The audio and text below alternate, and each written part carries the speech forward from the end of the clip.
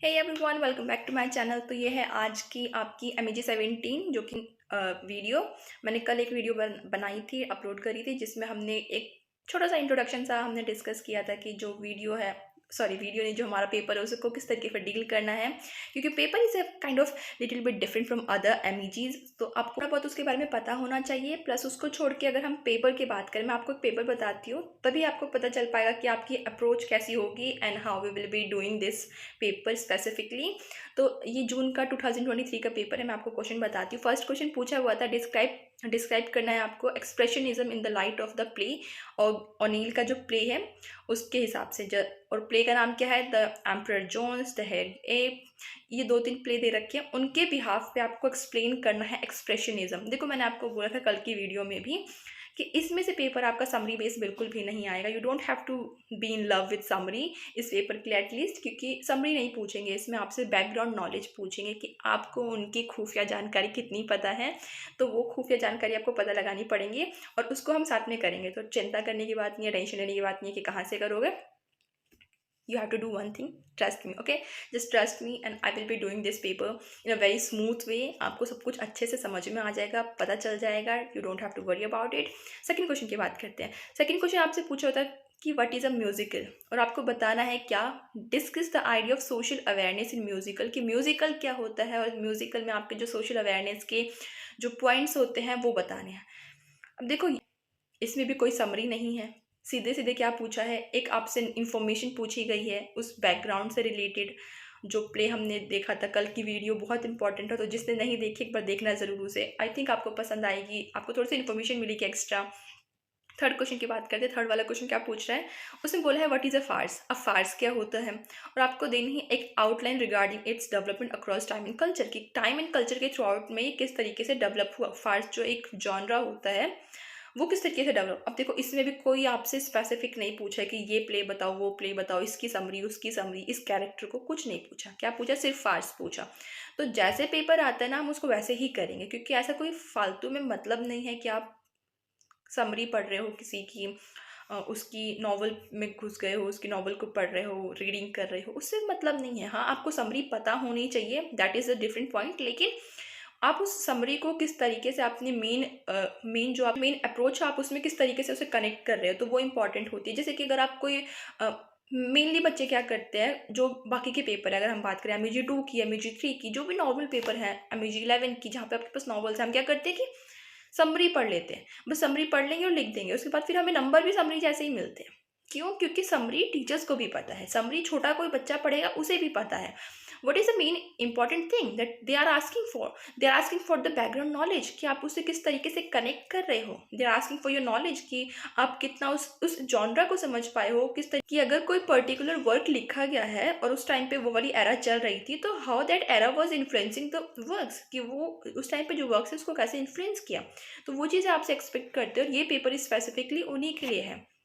तो जिन्होंने भी इस पेपर को लिया है ना, एक चीज़ तो मान के चलना कि जब नेट का पेपर आप दोगे ना, आपके लिए ये बुक बहुत इंपॉर्टेंट रहेगी और बहुत हेल्पफुल होने वाली है। क्योंकि आपका नेट में एक पेपर आता है, एक यूनिट आती है मेनली, जिसमें आपके अमेरिकन अमेरिकन सेक्शन है, अमेरिकन नॉवेल्स का, अमेरिकन लिटरेचर का सेक्शन है।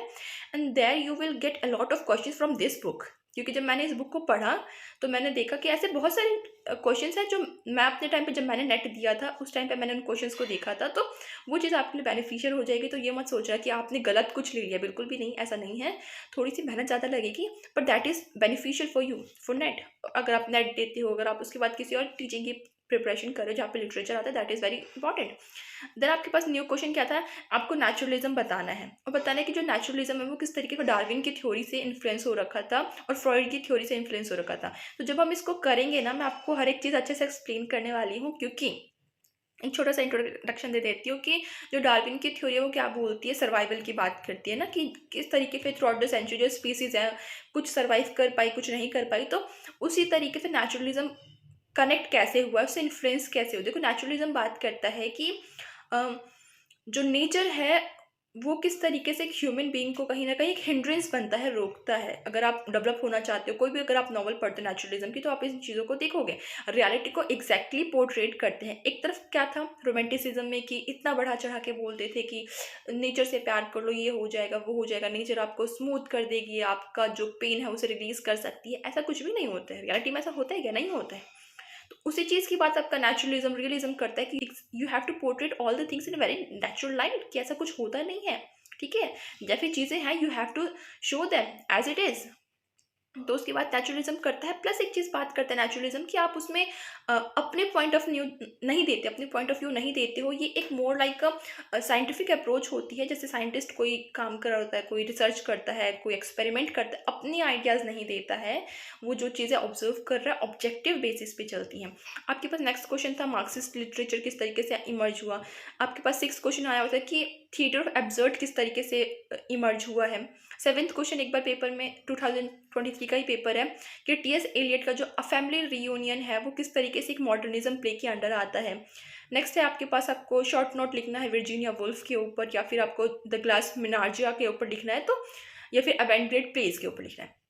अब देखो सारे ही क्वेश्चन कोई भी डायरेक्ट नहीं पूछा, कोई भी समरी से नहीं पूछा। और हाँ, एक चीज़ इंपॉर्टेंट है पेपर से रिलेटेड कि इसमें आपके पास टोटल 8 क्वेश्चंस आते हैं, जिसमें से आपको कोई 5 करने होते हैं। ठीक है, 5 क्वेश्चंस करने हैं।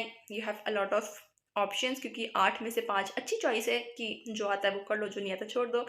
तो एक आधी यूनिट अगर आपको लगता है तो आप स्किप कर सकते हो, लेकिन मैं सजेस्ट नहीं करूँगी। देखो, क्योंकि मेरा काम है पढ़ाना, तो मैं एक भी यूनिट सजेस्ट नहीं करूँगी कि आप स्किप करो, सब कुछ पढ़ो। जो नहीं आएगा तो देखा जाएगा, जो आता है अच्छे से करना, क्योंकि बाद में भी तो काम आने वाली चीज़ है। तो देखो, जितने भी मैंने क्वेश्चन आपको बताए सारे कैसे हैं, सारे के सारे ऐसे हैं out of syllabus. Out of syllabus कैसे, अगर हम समरी की बात करें उस बिहाफ पे सिलेबस के हिसाब से तो है ही, क्योंकि बैकग्राउंड पूछ रहा है, बैकग्राउंड नॉलेज पूछ रहा है, आपको चेक करने की कोशिश कर रहा है, और कहीं ना कहीं आपको थोड़ा सा डराने की कोशिश कर रहा है कि पढ़ लो, क्योंकि पेपर हार्ड है। तो ये वीडियो मेरी इसीलिए थी कि मैं आपको थोड़ा थोड़ा सा डरा पाऊँ, इतना सा डरा पाऊँ कि देखो, पढ़ना है तो हम कल से स्टार्ट करेंगे इसको, वन बाय वन सारे इसकी यूनिट्स को, ब्लॉक्स को करेंगे। क्योंकि पेपर हार्ड है, हार्ड इन द सेंस कि आपको बैकग्राउंड पता होना चाहिए, आपकी थोड़ी सी एनर्जी ज़्यादा लगेगी इसमें। तो I will see you in the next video, और अपने कॉपी पेन लेके बैठना कल से। एंड या बाय बाय।